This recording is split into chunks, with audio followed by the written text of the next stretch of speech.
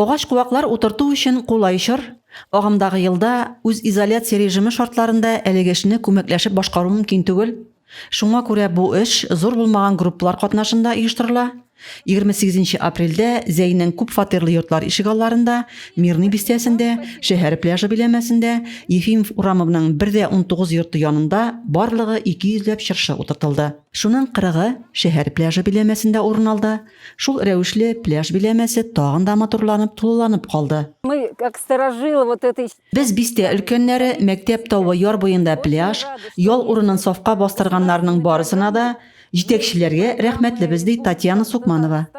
Әлеге эш биредә узган ел утыртылып, үсеп китә алмаган үсентеләр урынына һәм мәктәп тавы яр буенда башкарылды. Агач утыртуда санитар-эпидемиологик закон таләпләре катгый үтәлде. Рәзимә Кашапова, Юлия Казамарова, Татарстан хәбәрләре.